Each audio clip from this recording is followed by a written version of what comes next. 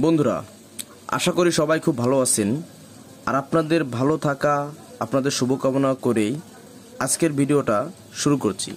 আজকের ভিডিওটা হচ্ছে একটি অ্যাম্পলিফায়ার সার্কিট নিয়ে, যেটার আইসি ব্যবহার করা হয়েছে TDA 2030 এই আইসিটা। আর এই আইসিটার একটা বিশেষত্ব কি, এতে সাবের লাইন এবং টনের লাইন সেপারেট থাকে।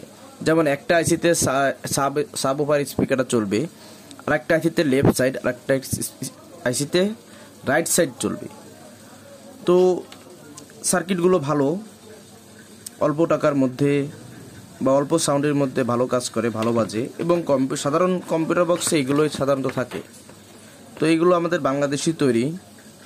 তো এটা হচ্ছে আপনার মিলন, এখানে সার্কিটের গায়ে মিলন লেখা, তো এটা মিলন কোম্পানি হবে। তো এই সার্কিটের কিছু দুর্বল পয়েন্ট আছে, যারা আমরা উইক পয়েন্ট বলি।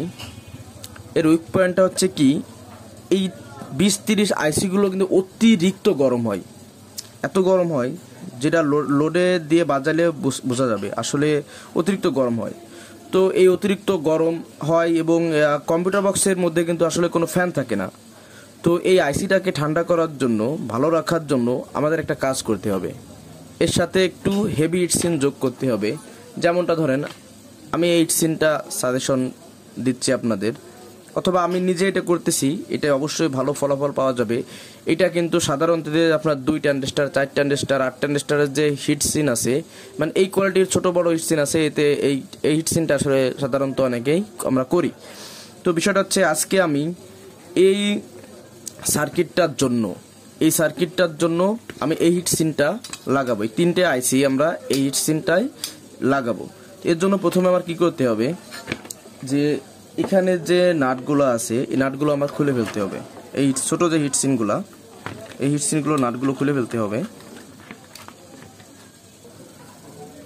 বন্ধুরা, নাটগুলো আমি খুলে নিয়েছি। দেখেন, এই হচ্ছে হিটসিন। দেখেন এর হিটনেস কতটুকু, খুব বেশি না, মোটামুটি না থাকার থেকে ভালো।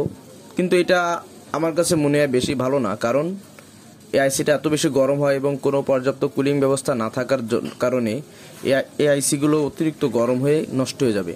তো এখন আমরা কি করব, এই হিটসিনটা লাগাবো। তো হিটসিনটা লাগানোর জন্য প্রথমে আমাদের দেখতে হবে যে এই হিটসিনটা আমাদের ভিতরে কতটুকু আসে, মানে আইসিটা।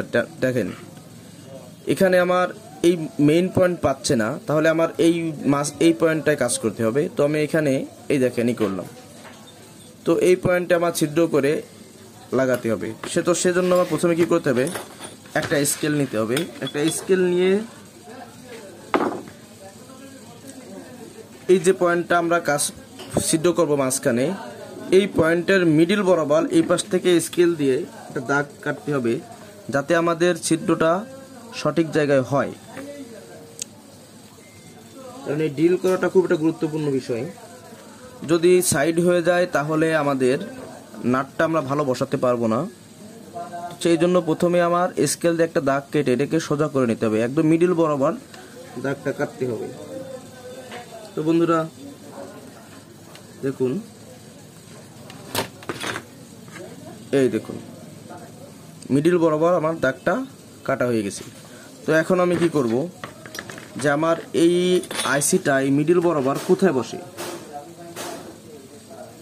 দেখেন। তো সেখানে আমি একটা চিহ্ন দিয়ে নিব।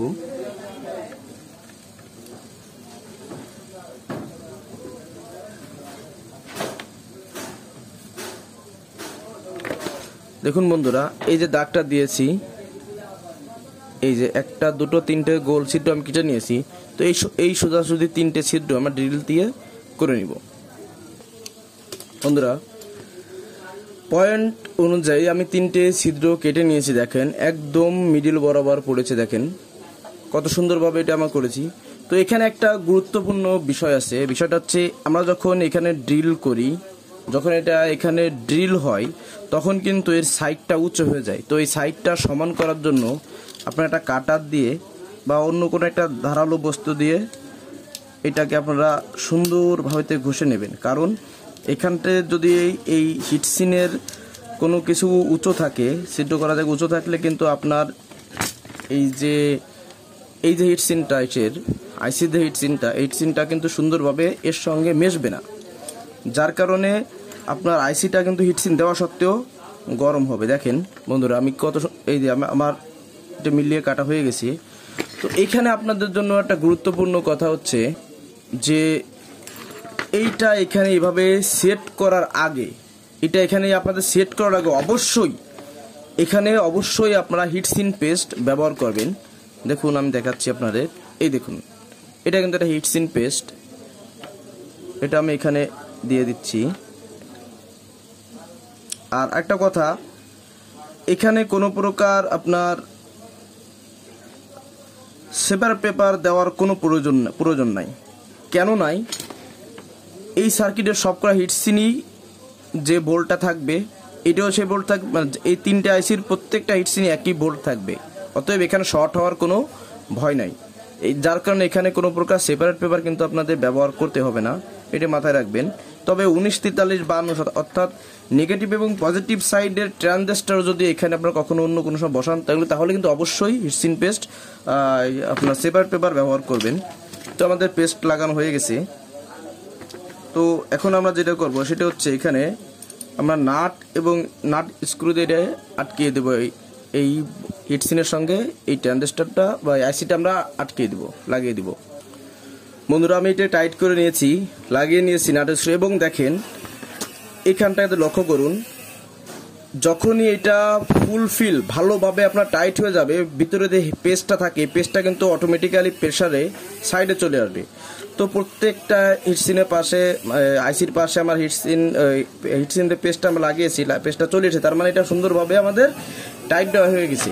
এবং এখানে আপনারা একটা কি কাজ করবেন, এই হিটসিনের সঙ্গে যেহেতু আমাদের কম্পিউটার বক্সের মধ্যে এটা লাগানো হবে, তো সাবওয়ুফার যে স্পিকারটার যে বেজের প্রেসারে কিন্তু এটা কম্পন হবে।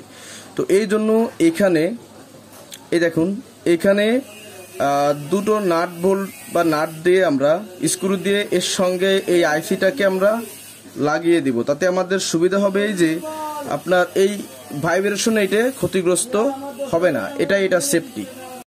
বন্ধুরা, তো আমি দুই সাইডে দুটো ছিদ্র কেটে নিয়েছি এবং এই ছিদ্রে এই দেখেন এইখানে আর এইখানে সার্কিটটার দুটোর মাঝখানে একটা গ্যাপ আছে। এখন আমি যদি এইভাবে এটা টাইট দিয়ে দিই তাহলে এই সার্কিটটা ক্ষতিগ্রস্ত হবে এই আইসির গোড়ার থেকে।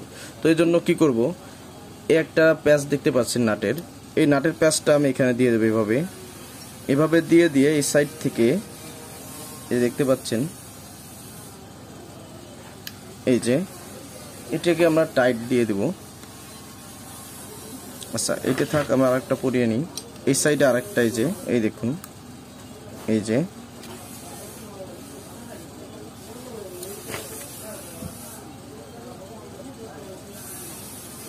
বন্ধুরা, এখানে একটা কথা বলা প্রয়োজন। এই দেখেন আমার এই যে নাটটা, এই স্ক্রুটা, নাট না স্ক্রু, এই স্ক্রুটার প্যাচ যে বড় দেখাচ্ছে, এই প্যাচটা কিন্তু আসলে টাইট দিলে এই প্রিন্ট টাচ করবে, তখন কিন্তু সমস্যা হবে। তো এর জন্য এখানে একটা সেপারেট পেপার অথবা একটা ওয়াশার বানিয়ে দিতে হবে মোটা কাগজ দিয়ে, যেমনটা ধরেন আমি এটাই নিচ্ছি। দেখুন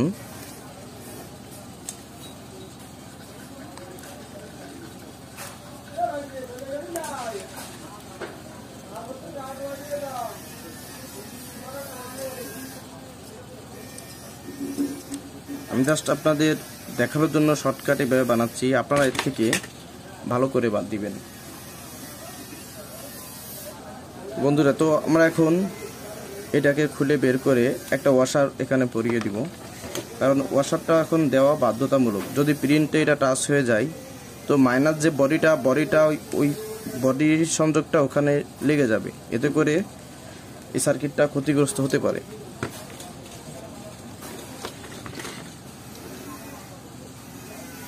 বন্ধুরা, আমার ভিডিওটা একটু বড় হচ্ছে বা বড় হবে, কিন্তু আমি যেটা বুঝি ভালো বুঝি আপনাদের জন্য, সেটা তো আমার অবশ্যই করতে হবে, তাই না? যদি আমার থেকে আপনারা কোনো কিছু শিখতে পারেন, দেখেন আমি কোনো মিস্ত্রি প্রফেশনাল লেভেলে আসলে আমি সেরকম কিছু না, তবে আমি যেটুক যা বুঝি আমার চলে। তো যতটুক জানি আপনাদের জানানোর চেষ্টা করতেছি। এটাই। আর আমার ভিডিও দেখে যদি আপনারা কিছু শিখতে পারেন সেটাই আমার সার্থকতা।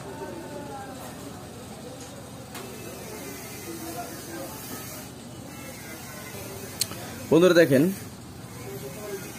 এখন কিন্তু এটা নিচে আসার কোনো চান্সই নাই, এবং এইটা দেখেন কতটা স্ট্রং ভাবে লেগে গেছে। দেখেন আমি দেখাচ্ছি আপনাদের কতটা স্ট্রং ভাবে লেগেছে। এই সাইডে আমাদের আইসির একটা ঠ্যাঙের একটা প্রোটেকশন বা স্ট্রং রয়েছে এখানে। দ্বিতীয়ত আমরা এই যেটা করে দিয়েছি, মানে কি বলবো, এটা ধরে ফিয়ে মারলেও সমস্যা নাই। আপনারা আবার মিটার নাই মারছি। তো বিষয়টা হচ্ছে এই সার্কিটটা এই। তো এইভাবে যদি আপনারা আইসির সঙ্গে পেস্ট দিয়ে সুন্দরভাবে মেজারমেন্ট করে আপনারা হিটসিন, বড় হিটসিন লাগান, তো আপনাদের এই সার্কিটটার বিশেষ করে ট্রানজিস্টার, পাওয়ার ট্রানজিস্টার বলছি, পাওয়ার আইসিটা খুব কমই নষ্ট হবে, এবং এটা আপনাদের জন্য অনেক উপকারী হবে। আপনারা একবার করে দেখুন, অবশ্যই ভালো রেজাল্ট পাবেন। কারণ বড় হিটসিন এতে অবশ্যই দিতে হবে। এর কারণ হচ্ছে কি, এই আইসিটা অতিরিক্ত গরম হয়। এই যে TDA 2030 এই আইসিটা অতিরিক্ত গরম হয়। তো বন্ধুরা, ভিডিওটি যদি ভালো লাগে আমার চ্যানেলটাকে সাবস্ক্রাইব করে দিয়ে পাশে থাকা বেল আইকনটি অল করে দিবেন। ধন্যবাদ সবাইকে।